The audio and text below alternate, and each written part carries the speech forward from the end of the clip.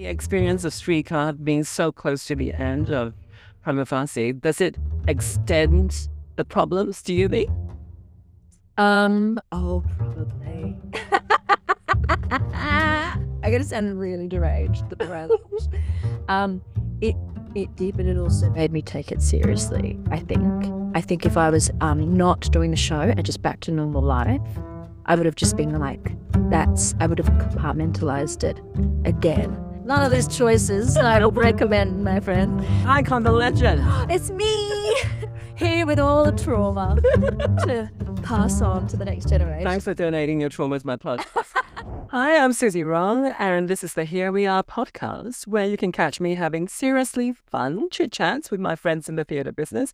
Today, we're shining the spotlight on Sheridan Harbridge. We speak to you from unceded Gadigal lands of the Eora Nation, better known by its colonial name of Sydney. This podcast is brought to you by the Here We Are app, created specifically for people who love theatre. Whether you're a practitioner or an avid audience member, Here We Are is a new social media alternative that allows us to share our passions for the theatre in a digital space designed by people who devote their lives to the arts, distinct from the billionaire tech companies who clearly don't care very much about. Are you busy enough? Are you ever busy enough, or you just take on more? My personality is job. I would hate to discover that I have no personality when the work runs out, and I think it's going to happen. Yeah, I'm a bit busy. But has it always been that way? That it actually has. I've been very lucky. Like, I walked out of drum school into work, and it's always been that. And I think I'm extremely lucky for that. Lucky in that you don't have to chase as hard as some people. Yeah, like I have a privilege, and it's a hard one. I work hard, but I just assume if I've got an idea, I'll eventually find a way to get it up and seen, which is extremely privileged. And it is a hard one, belief, but I have the belief and know. Teach us. Is it somehow magical or something? Oh, no, it's just taking yourself to the brink and jump the cliff and, making art is hard. Yeah, but I've always just kept going until the thing is achieved, sometimes too far. It's not always healthy, but it gets there. And I feel very lucky that my art gets seen. Yeah. I don't always ask people this, but in your case, I'm interested. Where did this start and how, when and where and how did it start? I don't even know. I grew up on a farm in country Victoria. No one in the arts. One of 7 kids. But I just had, I think some people are born with an itch to make. And even though if my family's not in the arts, everyone is voracious kind of makers. They'll build 17 sheds for no reason. They're always, it's this kind of obsessive productivity. And I had a really beautiful mum who, even though we were really poor, was just you will do whatever you want to do. That's sort of a given. And so I remember at 14 or something reading a newspaper article about Richard Roxburgh that I'd never even heard of, but he went to this place called NIDA, which I'd never even heard of, and I was like, that's interesting. Maybe I'll go to a place like that. And you hadn't started performing yet? I was doing Rock Stedford. Oh, okay. Which, for people who don't know, is the greatest form of art that this country knows. It's 8 minutes of storytelling through dance. It's all a high school as well. Yeah, high school. And you do sort of a variety program presentation. Yeah, and it's really inappropriate subject matter chosen. We did one that was on the common cold. We literally did about 8-minute dance performance at the cold. I played the pill that was the cure. This is storytelling. That's how I learned my craft. That's the start. Yeah. Yeah. So you got on stage and you thought, I know how to do this. Yeah. It feels natural to me. Wasn't particularly good at it, but I was like, this is where I'm meant to be. And I was in all the school, I was a musician. I was a percussionist. I played xylophone, Flight of the Bumblebee. But just sort of, there was an itch. And then I started writing. I sort of thought I'd always be a writer. First. Yeah, I did. And then all my friends were auditioning for sort of different dramas. Kind of, were you writing sort of In high school, yeah. plays? Yes. You're writing dialogue? Yeah, I had this great, it always comes down to sort of just teachers and belief in the end. Like, I wrote play when I was like in year 9 or something. And then the drama school teacher of the seniors was like, do you want to write the school play? And I was like, okay. And he lived, because country town, lived 3 doors down from me. And after school, every night I went down to his house and he helped me write the school play. This was when I was like 15 or 16. And so just that kind of someone having this belief in you, and it just makes you a bit cocky, I guess. But you go, oh, you can just do the thing, no kind of barrier. So, and then I ended up sort of drama school and picked up the writing again when I finished. Yeah. I've known you as an actor for a long time.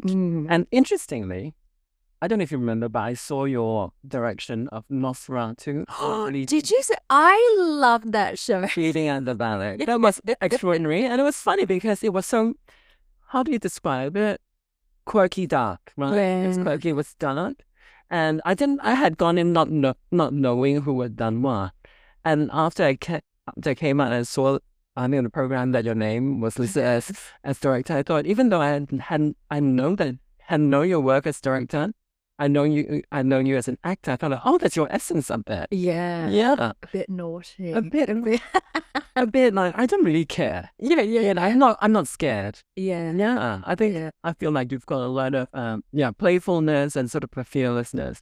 And then, but for a long time to me, I didn't know you as a writer. I didn't know you as a director, aside from that one moment. And then you became a full-fledged director, right? Because suddenly you're directing musicals and stuff like that in quick succession. Yeah.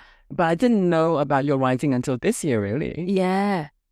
This is in a show called A Model Murder, which you presented as part of the Sydney Festival at the start of the year. Yeah. Does that mean that there was a big gap, or was it just never staged in Sydney though you're writing? I wrote my first musical in my mid or late 20s, and that was around sort of 2012, and that did really well. And I toured that on and off for 5 years, but I was sort of doing it in between theatre company work, real money, not independent theatre money. And then and that sort of, a lot of people then knew that I could write or was writing then. But then when PRIMA FACIE came along, it sort of pushed me on a different kind of 5-year journey of doing what I call my trauma play era, where I've sort of been sought out to do sort of difficult, very challenging social kind of stories. And I just ran with that. Like, it was a place as an actor I never thought I'd go. And I'm sort of doing things I never thought I was capable of. So I've just followed that for 5 years and did stop writing in that period because it was just so challenging. And then once COVID hit and everyone got to reassess every part of their life, I went, I think I'm done with that and I'm ready to write again. And have gotten to do that sort of with gusto, which means you write various things all simultaneously, or were you just holding it? Yeah, there's a lot of things going on. I'd love to do one thing, but with writing, it's like once you start something, it's not going to make it on stage for 3 or 4 years. So you just have to have all these irons in the fire to kind of make sure you're going to make a living out of it in some way. And so what was the first one that made it to the stage? It was actually My Brilliant Career. Yeah. Which happened last year in Melbourne? Last year, yeah. And that was an unusual way of working where it had actually already been written by, it had been adapted by Dean Bryant and Matthew. Was it originally a film or a novel? A novel. A novel. Published in 1899 by Miles Franklin, and that was her pseudonym. And it was, she wrote it from 15 to 19, and it's considered Australia's first kind of feminist novel. And at the time was like dropping a bomb in the literary world and how people were seeing women. And then it was a film in in the Jane Campus? yes, late like 79, I think. And then Dean Bright and Matt Frank had adapted it for Monash Uni, and then got a little bit more money for another development and asked if I would do a pass of the book, and I sort of got in there and then Melbourne Theatre Company picked it up, and then it was like I had a year to do it, which was pretty hectic. I find that so excruciating. Yeah. Oh, of how long it takes, or just to create the writing that you have in your head or something. I can't believe how hard I find it. Like, it is so hard. Yeah. And I go, this is almost not, my niece is living with me at the moment, and she saw me working on something, and she's like, do you even like writing? I'm like, no, I hate it. I hate it so much. I find it hard. It's like, and then it's also like, how long does it take to write? Is like, how long is a piece of string? It just sort of doesn't stop. But once that kind of flow or something clicks into place, it's so pleasurable. But that's like a year in. I go, actually, I found it quite tricky to move art forms in terms of acting. You go from first day of rehearsal, it's 4 weeks of pain where it is active failing. That's the job. You've got to fail to discover what it is. But by week 5 and 6, you're going to get some feedback where you go, oh, it's working or it's not working. And you get some dopamine. Your little hit of your neediness gets fed.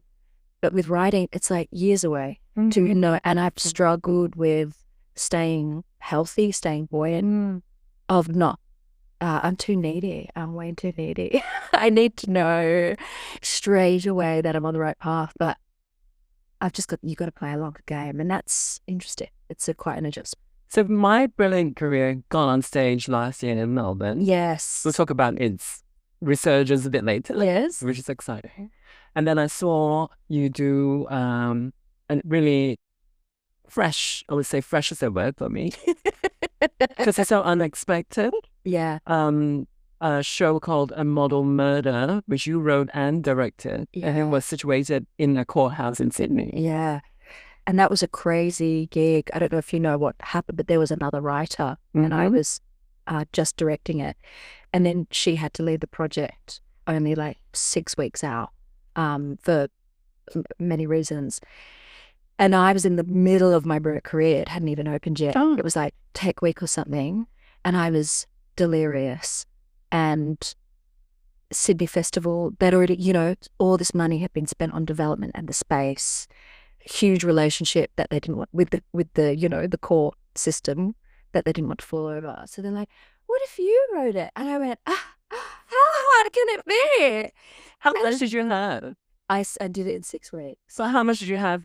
Oh, nothing. I was starting. It was a concept. Yeah, starting from scratch. And it was so it forced it out of you. Yeah, and it was like so incredibly difficult. I'm so stressed that I got my period for 20 days. Like, I was just like, my body was absorbing. Also, because I just had had a break from my career as well. Like, I just like my brain must have looked like a kind of dry carton of eggs, no moisture. But they put a lot of support around me, and also I just couldn't say no. Like, you saw it. Like the game was so juicy, and the potential was so great. With more actual real time, a totally different show might have happened. But what we made in 6 weeks ended up being really fun. But I wouldn't do that turnaround again. I really enjoy the show. Yeah. Yeah. Mainly as the live experience of it. I really admired how fun it was, how colorful it was. At the center of it was a very serious incident. Yeah. Yeah. But maybe you acknowledge that the incident it felt like that incident wasn't an epic incident. Yeah. It was but how do you create a lot of theatricality around it? Yeah. And I just love that all the color and excitement and just the unusual spectacle that was, actually a set where, what do you call them? Where the people would go and just watch Oh yeah, the gallery. the gallery out there Public gallery. and watch a really heightened version of a court case. Yeah, and getting to cast the audience and all that. That was and we just had to sort of make each choice step by step and go, we have to run with it. There was no. It was it was great and super collaborative. Like the cast was so generous, so beautiful, and they would read a scene that I'd written that morning at 6 a.m. that was just terrible. And they were so kind, and I'd be there with an eye twitch, going, okay, we'll work it. And then just making choices around all the music we used. Checkers nightclub then went on to be this rock music venue. So I just went, that's the rule. It has to be anyone who's performed at Checkers. And then picking, Aussie Crawl, AC/DC, Kate Sobrano, I really enjoyed that. Yeah. I love the freedom of it. It felt really free, that, we'll just create something, we'll just do something, we'll just do something. Slap it up there. Yeah. But it ended up being so special, and people, it's like one of the things I've done that people stop me and go, I saw more. That's really, so that people are into the game and the invention. It gave me a lot of confidence of going, first instinct, sometimes just go. I didn't have to sit there with the year-long trauma of it. But yeah, and a piece of art came out of it. Yeah. Clearly, if you had more time, yeah, it'll be more refined. Absolutely. But you did have I thought you had a really great end result. Yeah. Congratulations on that. But step back a little bit to the trauma period. To the trauma period. We have to talk about the trauma period, because during the trauma period, you won 2 acting awards. Acting is about winning. I've always said. But she didn't turn up to accept the prize. No, I was doing another trauma play down in Melbourne. So, PRIMA FACIE was it was a cultural moment, isn't it? Yeah. And it's still going. It's going internationally. It was something that everyone understood was really important. I think the topics and the theme of it, the subject of it, was really important. And for me, I had never seen you in such a serious role. Not just serious, but also kind of really gutsy and painful, and all that good stuff. Because I think you're very well. Like if I needed someone to play crazy wacky and make sure that all the audience are just gonna hook onto it and get engaged, and you hold their attention so well, I thought that you were really great at that. Yeah. But this show came on, and I thought, oh, it's not because I know that you need to have a lot of depth of the person to be able to do that stuff that looks easy. Yeah. So I wouldn't think that you're dope, you're not a person to know that. I never thought that. But it's quite a different thing to be able to convey that. Yeah. And the person goes through so much pain. And you did it for a very long time. How many performances? I think I got near 200. Yeah, over 5 years on and off, because COVID happened and all that. So let's talk about what that does to a person. Oh, I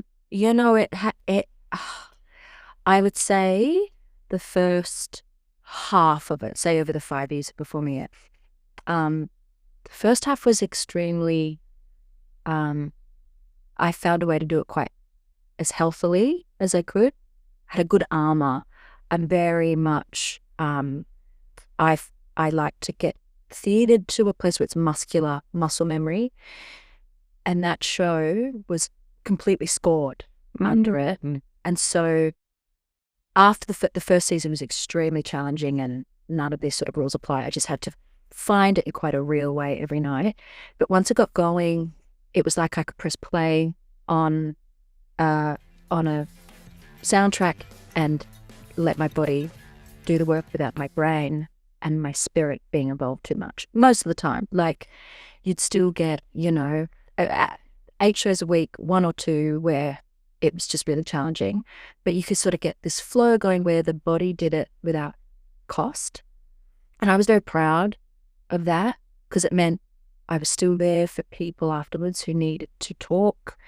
And it was a place of being an advocate more than putting myself through it. And that was always what it was.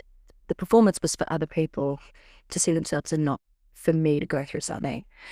But eventually, and COVID had a lot to do with this, I'd say when it first started to get crunchy was we're in Brisbane, a lockdown happened, only a short one.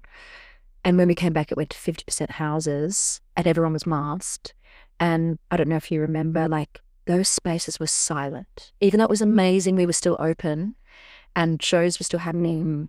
They were cold kind of cocoons. And I was doing the show to dead silence, people uncomfortable because they don't know if they're going to catch something. It had that space. So suddenly the communion was gone, the exchange was gone. And because they were dead silent, I just started. Once a show starts, you're so spongy, an inner monologue can go that you can't stop. Usually you walk off stage for a scene change and you go, oh, this is not going well, and have a laugh. And it kind of breaks any kind of dark thinking. But the 90 minutes would begin, and if they were dead quiet, I could just go down off this cliff of like, they hate you, they hate you. And it's always those shows that where they stand up at the edge. But once I was alone up there and not knowing if they were with me or not, it just started to creep further and further towards the edge of what I would call falling off a cliff, of it being too close, too real. Because it was the desperation for the show to have the impact. Because you were worried then because there's no vibe. Yeah. But you had to push for it. Yeah, so I couldn't hear if they were on the journey with me. So I was like, well, I better work hard. And that started to get really messy. Because you've engaged all the stuff that you've got. It was like the music stopped and it was me starting to go, well, I better go further. I better find harder places. And the repetition of that definitely took its toll. And then there's probably another step later on when the Jodie Comer National Theatre version came out on screen. I then did one more season after it had come out, and I just got this idea in my head of going, okay, well, everyone now knows the story. The coming scene show, they know the story. I felt like I had to go a bit further to make sure it was as good as they thought it was going to be. And because they knew the story, I thought the emotional journey has to be really real for them to be moved and for it to have the impact. So I would then even step it a little bit further, and that definitely took a toll, of kind of a unreality about what my body had really been through or not. So working on that with a therapist, that's great. While, because you said during the first half of it, you had sort of techniques and things that you felt you allowed yourself to be protected from this harm. Yeah. And then when COVID happened, you found yourself pushing harder and harder and harder because the circumstances had changed very much.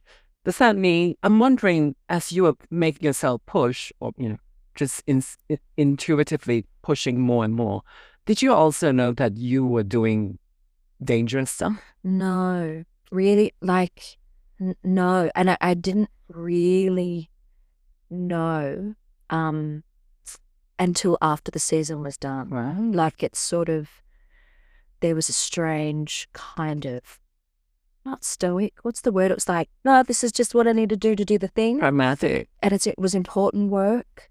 And it was like it was like probably 10 things that lined up to be pushing on a bruise that then became a wound, I think. And then one of my other trauma plays was Stop Girl at Belvoir, which was about PTSD, written by Sally Sarah, who was a war correspondent. That sort of was about the journey of what it can be to PTSD as a, witnessing war as a storyteller.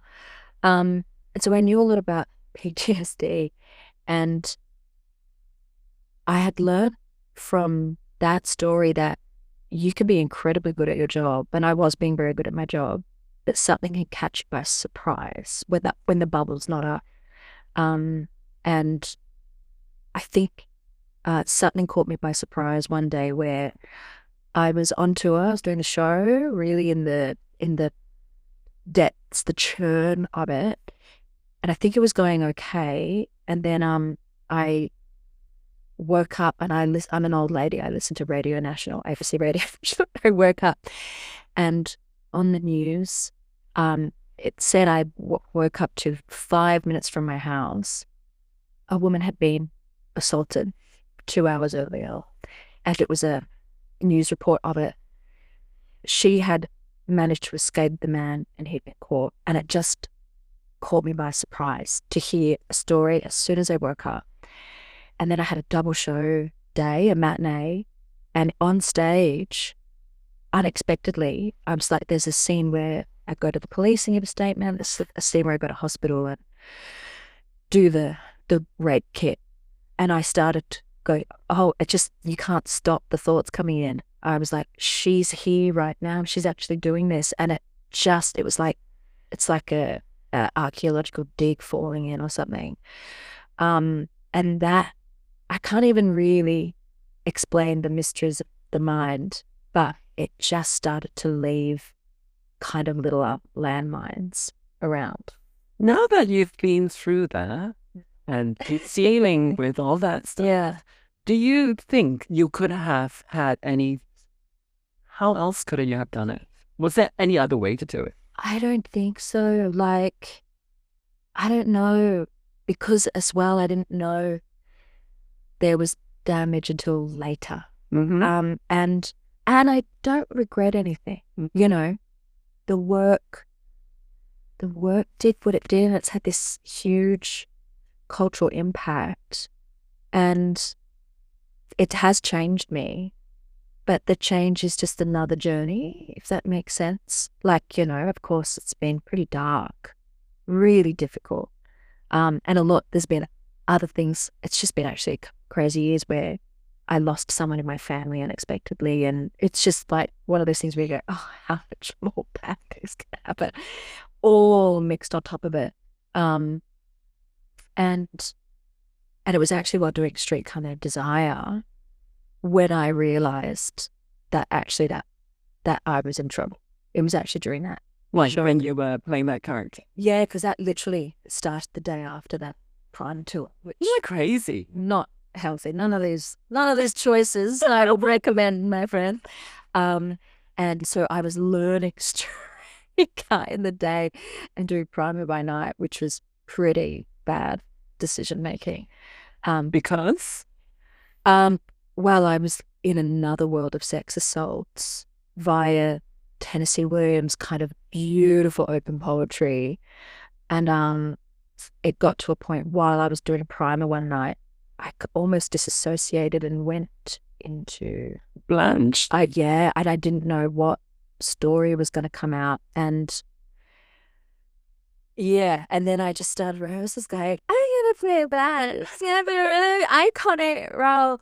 And it was actually during that season. And this is at the Old Fence, which is this like whole of a venue, you know, it's at the base of the bottom of a pub, and off stage is a toilet. It's a literal toilet. Yeah. And when Blanche is in the bath, we're sitting on a toilet.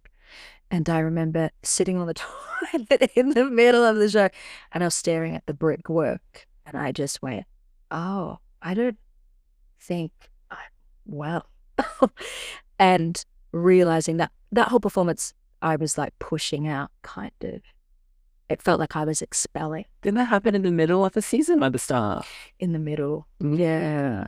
And it actually was almost I know it sounds kind of like traumatic, but it was actually a beautiful kind of like, the amazing thing was that with that show was that you get to she gets to almost scream her. Oh, right. You know, which in PRIMA, it's so much more like you can't give too much. That's for the audience. You know, you can't lose it. You're actually holding back the ocean so they can do it. But Streetcar, it's that old Greek kind of and actually it felt very good to have that opportunity to kind of almost wail it out, which in sort of Western culture is not place. Some of it do. Yeah. I would never get to scream. I should do more of it. And it was after that show I sort of started like taking seriously. Prior to that, multiple people were like, "Are you okay?" And I'm like, yeah. It's a award-winning performance. It's really great. But did the experience of Streetcar being so close to the end of PRIMA FACIE, does it extend the problems, do you think? Probably. I gotta sound really deranged. It did, but it also made me take it seriously. I think if I was not doing the show and just back to normal life, I would have just been like, I would have compartmentalized it again. But it was the fact that Streetcar is such a destabilizing role. It kind of made me go, I don't think I'd be able to do this performance if I was sort of stay. Yeah. Not that that's a good thing. It was actually a bit revealed to me that there was like a part of, I was living in a part of my brain that was too uncertain, you know. You have become aware of that? Yeah. I was like, I think there was a level of dissociation that I was just sitting in for safety. And the show showed me that. And I don't think I would have known if I was just at home sitting on the couch. I would have kind of gone, that was just the job. And I did what I needed to do. I think Blanche Dubois sort of ripped the scab off something. Or gave me the confidence to articulate it, maybe. Yeah. But it was, very, and it's still, you know, a very tumultuous sort of thing to keep healing. Yeah. Of course, I'd never, this isn't the word, but I'd never dissed the word triggered, but gone, oh yeah, triggered. And now I understand what it is to be triggered and gone, oh, the things that can just catch you by surprise and open something. It's always very, strange. I'm definitely more vulnerable. Yeah. It's so interesting because watching Streetcar, your performance of it was so, for us, it was very indulgent. Do you know what I mean? Yeah. You could really just kind of sink into her. Yeah. Almost psychosis, right? Yeah. Because there's so much denial of everything. Yeah. And it felt so delicious and it felt so enjoyable, you know? And all at the cost of an actor going through unimaginable suffering. On a certain level, you kind of feel like, oh, they must be acting. Yeah. But at that level of acting, you also think like, oh, that's very real as well. Yeah. And maybe what happened was you hope that, oh, I think she's okay. I think she's just playing a part. Yeah. Yeah. But actually something very heavy was happening. Yeah. But like, also though, I don't know, actors are kind of psychotic. Like the absolute pleasure and thrill of getting to access that. And I know it sounds like, why would you do that? But how could you not? Going to the extremity of getting to conjure human experience. It's like whatever the demon is in you that goes, I need to act, wants to go there at some point in your life. So it's sort of, I don't blame the work. I more go, wow, I actually was at a place of experience where I could go even further, and that astounded me. And I now have gone further than I ever knew I could as an actor, and I feel grateful for that. I always thought it was catharsis. I always thought that acting, the actor is given this privilege of going to these often extreme places, really dark places, so that you don't have to do it in real life. I absolutely think that, and I think that also happened, and why I definitely happy these things, these these works came to me to be able to do. I think the mix of COVID and how, there was something very hectic that made a small mania to everyone. And I think then taking these sort of vulnerable states, adding it into a kind of true life-risking mania that COVID did, and things happened in COVID that I think we don't even sort of pull apart and talk about. I think the arts industry is particularly still very damaged by it, but we go, no one wants to hear about it anymore. But I think adding into the air how difficult COVID was, I think just clicked it over into a pretty dangerous landscape for an artist to be working in. Yeah. So for listeners to the podcast who don't know, that was the end of the trauma period. with Streetcar. Just too much. I'll do it again. I can't help myself. I don't do but too greedy. But for now, you've been directing shows. Yes. And you've got 2 coming up. Yeah. It's almost the end of the year, and you've got 2 more coming up. Because I'm an idiot. Beautiful. So you've got a new musical, Farce. Yes. And then you've got the show that you've created, yeah, co-created, about Chrissy Amphlett, the lead singer of the Vinyls. She touches herself. Yes.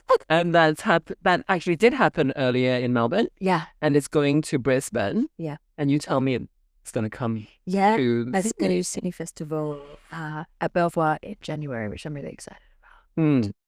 And is that a little bit more joyful for you? Because you're performing in that as well. Yeah, that it's it was a crazy show to make because it's rock, and I think rock and theatre actually are difficult things to put together. Because rock is all about blistering atmosphere, sweaty pubs, vomit on the carpet to kind of conjure the electricity. And then you put it into a theatre where it's there with their Chardonnay. Oh, yeah. So then, trying to tap into what... Was it a conventional venue that you performed? Yeah. Oh, was it like a theatre? Yeah. Or lovely newcomer, ushers letting people in. So it's like actually trying to conjure the spirit of an iconic, rule-breaking electric woman in a space where there are so many rules and so many conventions that we all happily abide by. So it's been it's been a big challenge to kind of do the thing that might make things still explode. So that's still a really great game with that show. But it's like to just sing with a band, like, great. When did you start singing? You didn't mention singing with, or was it Rock Stefford? Oh, yeah, no, rock stuff is just a dance. But I actually did 2 years of music theatre training from NIDA. Okay. It's going to be a musicals. But ended up at NIDA doing the straight and new course. But have always sort of done musicals. So, yeah, always been a singer. Yeah. And then you're returning to Hayes because you did do a show at Hayes, which I enjoyed. Double championship. Oh, double championship wrestling. Yes. That was great. That required you to go back to your country. Yeah. Country route. I thought that's really natural for you. It comes so easy. Yeah.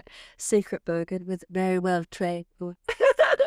And Farce is coming in October very soon. Start real soon. Yeah. Tell us about that. Sell the show. I love it. It is so stupid. It is the stupidest show you will ever see. It's Farce, who was a beloved horse in 1920 that sort of the nation, once the sort of Great Depression happened, the nation put all their hopes and spirits in Farce. And Stephen Kramer, who's written the music and the book, has made it this really absurd electro swing musical where all the racing is done tapping. And Farce was born in New Zealand, so it's got a little thick Kiwi accent. And he just wants to win. He wants to be a champion. It's just like perfectly done. And really, also Farce, when he died, he was probably murdered. They found he had a heart that was 1.5 times the size of a normal horse heart. So like the whole thing of him having a big heart is just all through the show. So it's a show with big hearts. Yeah, it's really it's like a lovingly rendered new musical, and I'm super excited to put it together. And a third musical that we can talk about is My Boy Korea. It's coming to Sydney as well. Sure is. Yeah. It's all about you. Yeah. It's all about you the next 2 years. And which part of the year is that? That is going to do a remount for Melbourne Theatre Company in Jan. And I think it's popping up to Sydney Theatre Company must be like end of February. Yeah. Yeah. And I'm so proud of that show. It's just got so many people have put such love into it to make it work, and it's a real kind of slice of a really juicy part of Australia that loves itself in a nice way. I'm very proud of it. Yeah. Lots of tickets for Sydney-siders to buy. Yes. Buy their tickets. Thank you so much. The icon, the legend. It's me here with all the trauma to pass on to the next generation. Thanks for donating your trauma to my podcast. Sheridan Harbridge. Thank you.